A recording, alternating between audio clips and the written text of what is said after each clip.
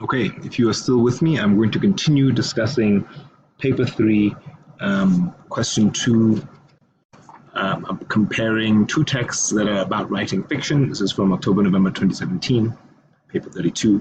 In the first video, I talked about text A, which is the novel or the book from Nigel Watts. Now, I'll be a little bit more efficient and talk about text B. And remember, we're always thinking about what the mode or the text type is here, the genre, the audience, who's this for, how do we know, what's the text trying to do, what's the tone, and as we identify the different features of language and style, we're thinking about how does the audience perhaps inform the use of this technique. We're thinking about linking it to the purpose, linking into ways in which it reinforces or challenges or conventions, challenges the conventions of a genre, and we are all the while comparing it to text A. So we'll see that, for example, both texts have a similar tone, right? They're both trying to encourage readers on this difficult, arduous journey of writing a novel. They are asking them to persevere. So why is that? So always thinking about how they compare. Here we've talked about magazine, the conventions of a magazine article before, right? It's online, broad readership, but also a more specific readership, which is literary people, as well as fans of Peter Carey. We know that magazine articles are not going to be like that, those slow, long, deep reads that the book is going to be. It's going to be kind of catchy. It's going to be structured in a way with the headline and bylines and clear subsections to kind of keep you engaged, keep you entertained long enough. So structurally, the first thing I'll notice is the structure is we've got this opening narrative recounting of Peter Carey. And this is written for Peter Carey fans, right? Imagine how you would engage or appreciate reading a detailed kind of behind the scenes or description of somebody you are a fan of, a celebrity or an author that you're a fan of. So that explains why we've got this kind of vivid image of who Peter Carey the person is. It's written for the fans, for the audience. Again, we're noticing things and we're linking it to one of the genre audience purpose. And then we can see that there's a break. So it tells us there's an extract, and then we see a Q&A format, an interview format. This tells me that we have two different people who this is for. Carey is going to be speaking, of course, to the interviewer. That's the primary person he's speaking to, but he's also aware, and you'll see through the text, he's talking to this indirectly to this broader audience of his fans or general readers out there, as well as would-be writers. So that's something that this interview structure tells us. Thing number 2 to notice, like text A, there's this comparison, this metaphor, and a simile, in fact, of what writing is like. So we start with this kind of cliched simile, like standing on the edge of a cliff, and then he goes on to a little bit more of an interesting metaphor, a little bit more unique. Every day you're making up the earth, you're going to stand on. So both texts, and both text A and both text and text B, rely on metaphor to paint a picture for their readers of what writing a novel is like.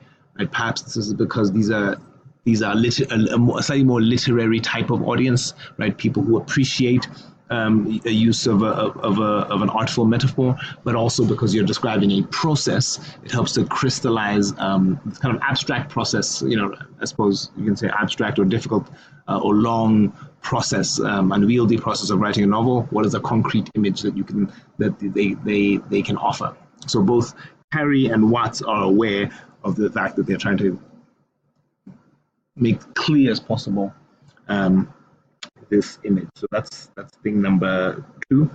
You can also make a point here, by the way, that if he's speaking a bit cliche, it's because he's maybe he doesn't have much time to respond. It is a Q&A. So if you see evidence of that, the idea that he's kind of got a quick idea, but it doesn't have the benefit of the book where you can slowly develop and draft and redraft and get feedback on the ideas. Although this is a magazine article, and I'm sure kind of imperfections would have been edited out, but it's worth being aware there. So the tone is what can be described as kind of exuberant, excited, right? his passion is characterized. That's something to talk about, and you can compare that to.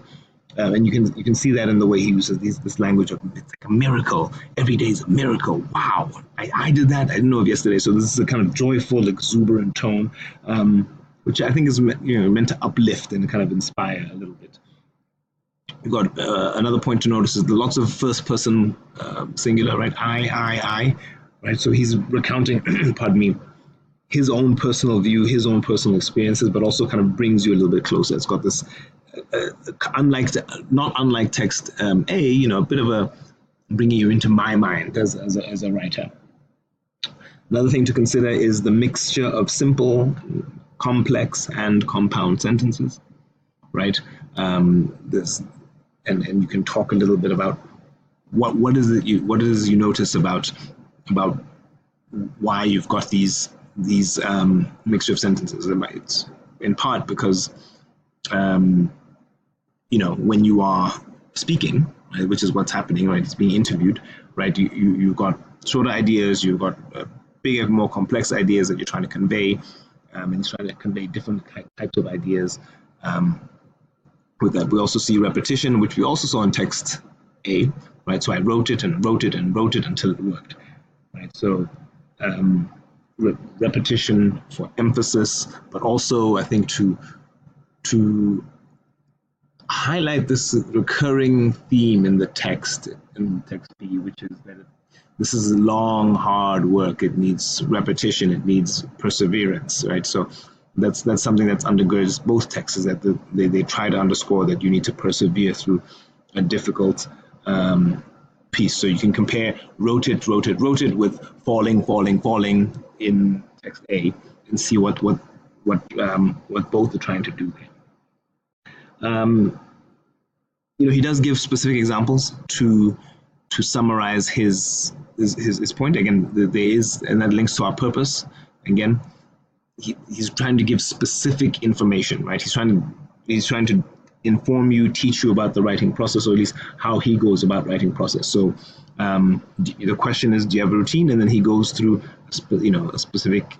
He goes through a specific process, and then he goes into when he was writing this book, The Unusual Life, right? He says, I did A, then I did B, then I did C. So again, linking to the text type, the genre. It's a magazine. You've got to be clear. You've got to almost get to the point. It's got to have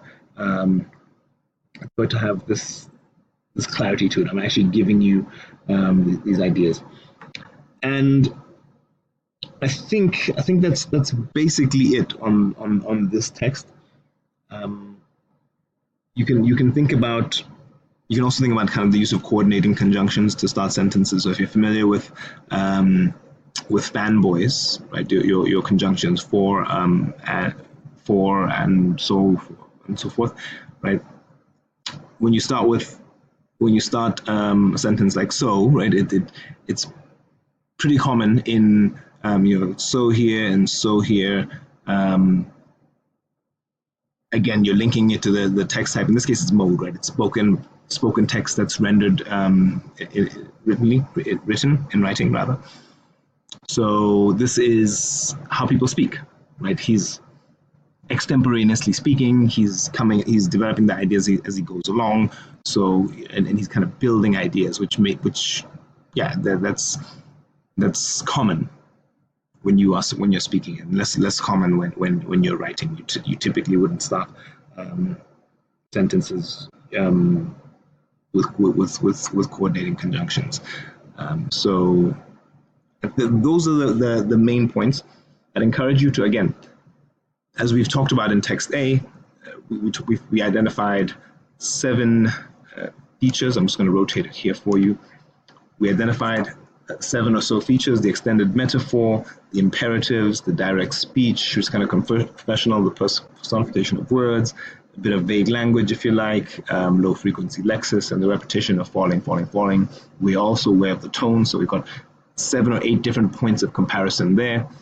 And down here on text B, we can talk about the Q&A structure, as well as that blurb at the top, the narrative blurb at the top, which is about the different audiences. We've got also have use of cliched simile and metaphor. We've got coordinating conjunctions to start sentences, specific comments. We've got tone we've talked about as well. We've got the different kinds of sentences. I forgot to mention, there's a kind of a confessional element, just like text A, right? There are moments where and that's where you find specific evidence where he's sort of confessing, coming up to you, like he's like, I wanted to do the best, so I wrote it. And did I do that? Did I really come to do that? Sometimes I don't know where I don't know what's going to happen with this character. So they're confiding in you and kind of addressing your insecurities or your anxieties as a would-be writer, and so forth. Then we also have repetition. So when you've got those points, your job is to move in between texts and show and compare and contrast what those things are doing. So in the tone paragraph, I think I gave an example in the first video. Both texts adopt a pretty encouraging tone, right? Text A does this, insert your evidence. And in order to uplift and encourage would-be writers. Then you need to have clear linking phrases. Show your examiner these clear linking phrases. Text B also adopts a sort of a celebratory, an exuberant or encouraging tone, right? And so really make those transitions very clear. Integrate your evidence and talk about why text B has that same kind of tone. When you're talking about the repetition, right? Both texts make use of repetition to repeat certain structures to kind of highlight the process. It's almost like they highlight the process, the difficult, lengthy process that it means to write. The fact that you've got to fail forward, so to speak. So they're aware of their audiences in doing that, and you kind of show the evidence and you kind of show why they use those repetitive structures. Where things are different, right? Where there's a distinct comparison, you use clear transitions. So say things like, unlike in text A, text B is marked by features of spoken language, right? Unlike text A, where which is a book and was developed over a longer period of time. Text B, Peter Carey is speaking extemporaneously, which is marked by his use of coordinating conjunctions to start sentences, and so on and so forth. So be very, very clear with those linking sentences. So I'm going to stop there. I've talked long enough. If you made it through both of these videos, well done. What I'd encourage you to do is draw out this plan, use this process, or adapt it for your own purposes. But the planning is super important. Whatever text, whatever question you've gotten, think about the genre, the audience, the purpose, the tone as well. Identify the specific features of language and style. What's their purpose point? Find the evidence. What are they doing in the text? What have they got to do with audience or purpose? And then how do they compare, right? Think specifically about your transitions there. While text A does this, text B does this, or does not do this. And give it a go. Write the essay, I'll give you feedback, or write a few paragraphs, I'll give you feedback, but I encourage you to not just listen and read, but also practice what it is to write with precision.